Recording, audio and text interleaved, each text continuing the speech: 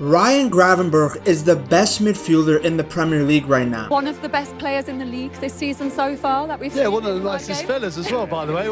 What a lovely fella. Under Arne Slot, he has transformed into an absolute beast. I would argue that without Gravenberch, Liverpool might not be top of the league. When you look at those long legs, the way he moved through midfield in that first game against Ipswich, that's Vieira like. A midfielder that can drive forward with the ball, dominate physically. That's what makes him special, together with his running capacity. He just keeps on running. And even get you goals. Gravenberch!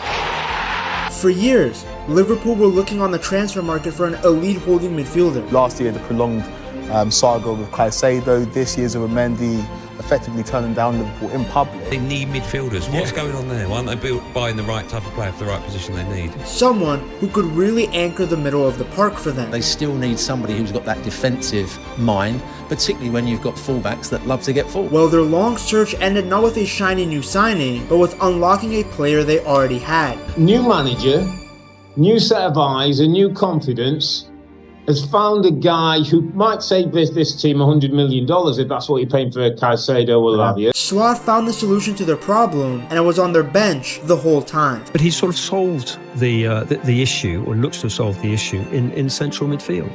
With Gravenberch as being their player of the season. He's been absolutely outstanding. From bench Dior, I couldn't see how it would work. If I'm being totally honest, Bayern Munich had had him in that position, said he can't do it. To a Ballon d'Or candidate, this is the rise of Ryan Gravenberch. Gravenberch is following a long lineage of elite Dutch central midfielders. I don't know against who he played. I seen that and I didn't actually realise it was your face on it. From Hullet to Seedorf to Edgar Davids, the Dutch have always been famous for producing beasts in midfield. He can become the most important man for the Dutch national team. That's what Hullet said about you. Oh, wow. You didn't know he said that? No. He rates you high. Wow. Yeah, it's nice to hear this.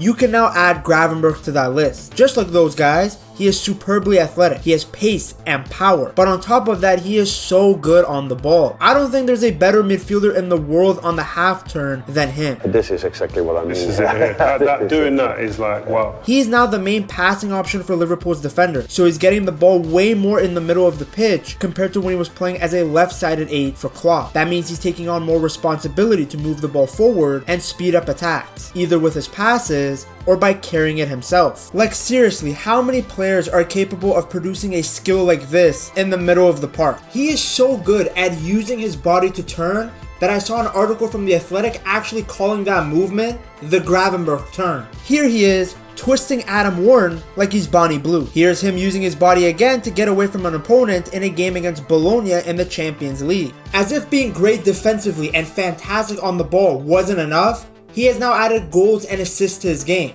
If Gravenberch was a video game, he just downloaded the goals and assists DLC package. Look at his goal against Newcastle. And the shot is hit, and it's in, and Ryan Gravenberch has scored for Liverpool.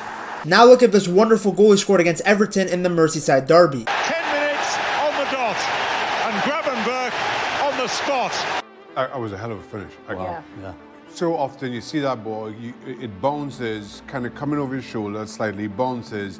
You have to kind of hit it on the swivel. You see those end up in the stands 99 times out of 100.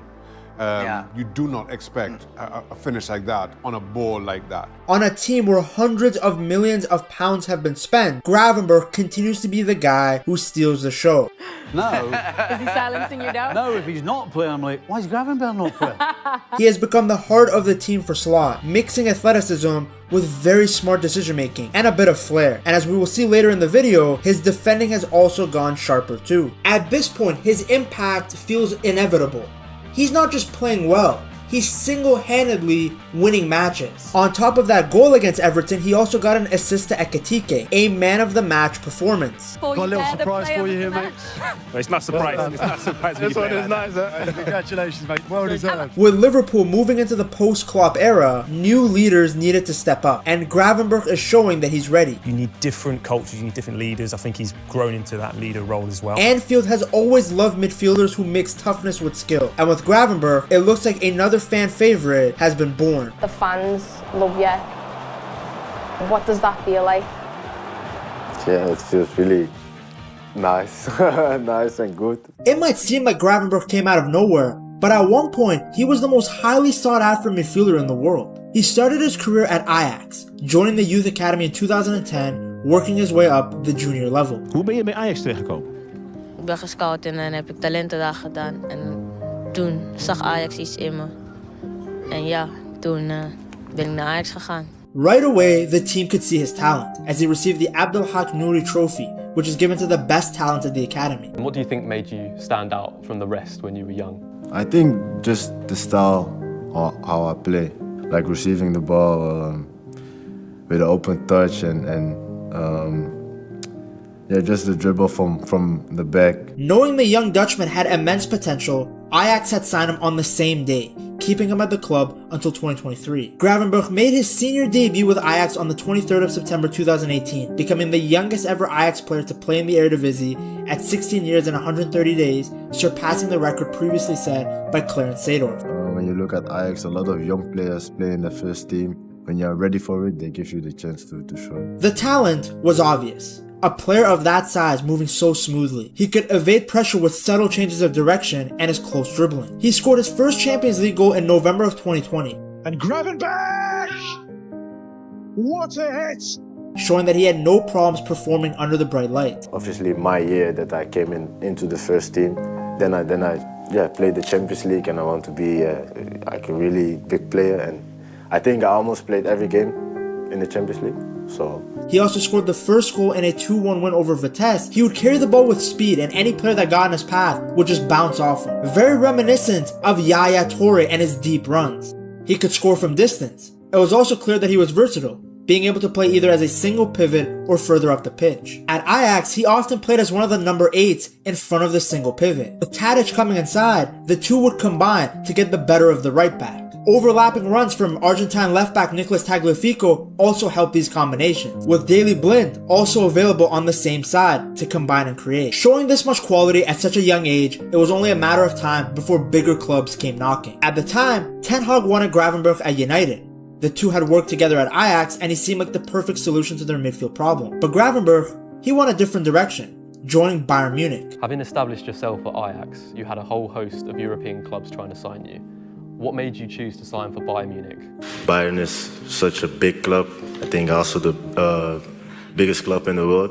And when they came to me, my decision was a fast one. He's young, very young. He's one of the most talented midfielders in the world for his age right now. So he's the future. I love what Bayern have done so far. But while there was a lot of praise for the signing, that positivity did not last long. Gravenberch made just 33 appearances for the Bavarians. He struggled to get steady playing time, unable to improve his game and develop from his days at Ajax. The Dutchman showed his frustration publicly, telling ESPN that he was unhappy with his current situation. Not only did he not get game time under Julian Nagelsmann, but under Tuchel, he couldn't break into the first team either. Tuchel stated that Gravenberch's lack of playing time came from a poor tactical fit. In his 4-2-3-1 system, the German didn't need a number 8, and the attack was already stacked with players like Musiala and Sané. They played in a system with a double pivot that doesn't really suit him in a way, and Tuchel tried to explain it a few times. Maybe the consistent comments of the Dutch media didn't help either. It didn't look good for Gravenberch, going from a midfielder who was wanted by every top club in the world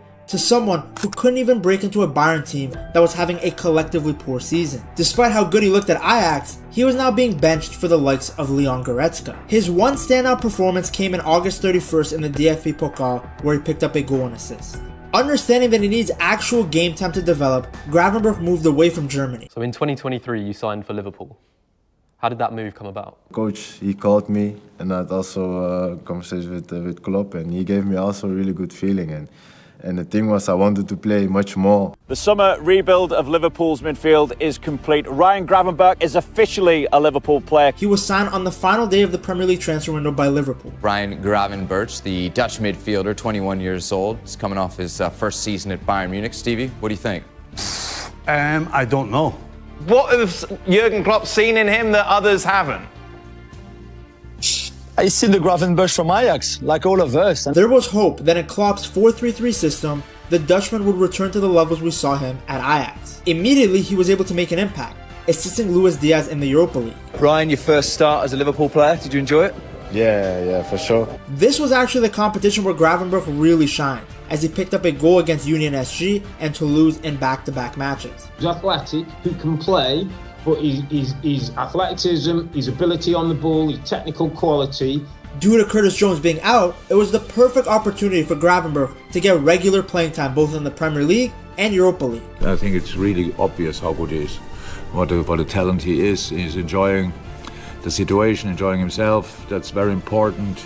Get step by step all the confidence back. But after November of 2023, Gravenberch's playing time began to decrease. He only started 12 league games, often coming on for the last 15 to 20 minutes of matches. It didn't help that he was dealing with an ankle injury, but he had also been benched against Chelsea and Burnley before that. Despite the solid performances as a starter, Klopp only saw him as an impact sub when the whole squad was healthy. It seemed to be a tactical issue again. In Klopp's 4-3-3 system, Gravenberch just wasn't good enough defensively to be the sole number 6. Klopp ended up finding success with Endo there, and with McAllister and Szoboszlai already established as the 8s, Gravenberch couldn't break into the first team. He himself stated that he felt out of rhythm under Klopp, often having matches where he barely touched the ball. Due to the lack of game time at the club level, he didn't play a single minute at the Euros for the Netherlands either. To be honest, it was a bit difficult. I think the intensity is higher than in Germany, so I had to adapt on that. And also when you go to a different country again and you learn new guys, and everything is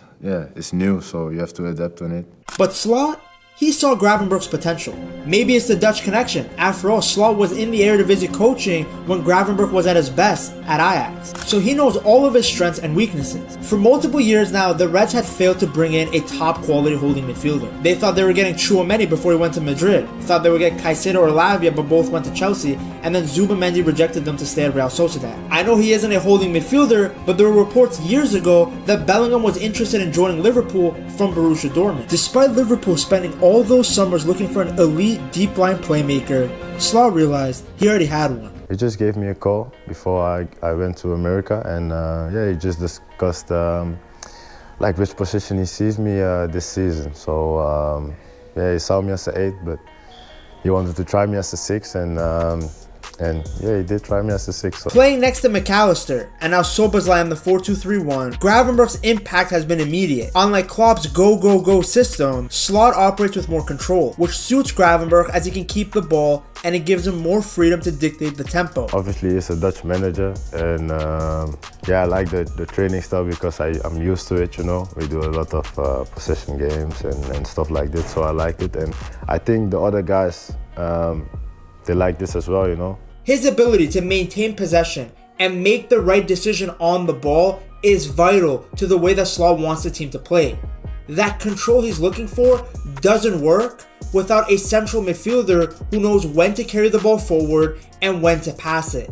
That footballing IQ is essential. Shouldn't be surprising that he has all these qualities. After all, he did develop in the Ajax Academy. One of the best examples of Gravenberch's dominance is the masterclass he put on at Old Trafford in the 2024-2025 season, being involved in each of the goals. What impressed me most when I started working with him, how much he can run, and then how good he is when he arrives in a duel. Now that performance might not have impressed you back then. After all, even Grimsby Town has looked good in front of Manchester United. The Dutchman picked up the man of the match against AC Milan. He put together a wonderful performance against the terrorist team of Diego Simeone. On that night, Gravenberch won 7 duels, he created chances, and of course, he assisted Salah. A performance so good that Simeone crashed out about it. From a midfielder who struggled to get game time on 2 different clubs, to now dominating the middle of the park on big Champions League nights. And this is a special quality Ryan has, that he can turn away from his man, that he is one of the few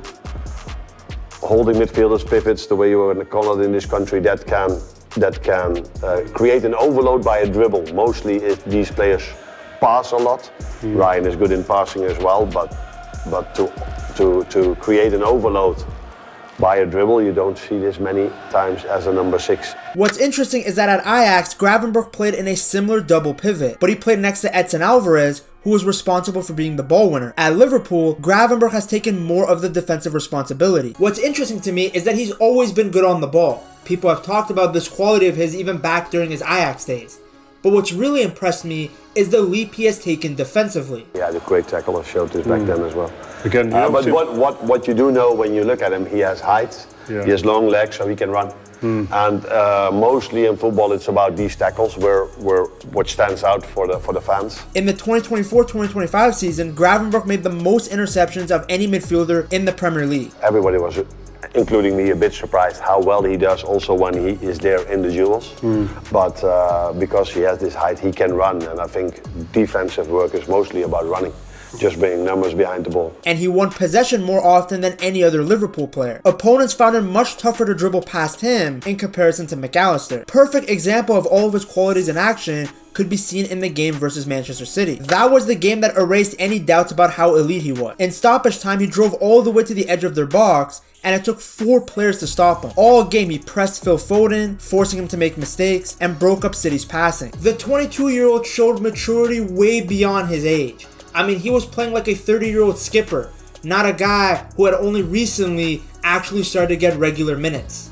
He's not just a ball winner. He connects the team. He takes the ball from the defenders and keeps things moving. He never forces it. And when he needs to, he drives forward with power, turning defense into attack in seconds. So it came as no surprise that he was awarded the Premier League Young Player of the Season. By the way, if you guys want to get your own Gravenberch Liverpool jersey, just go to buygamejerseys.com and use code PETTALKS at checkout.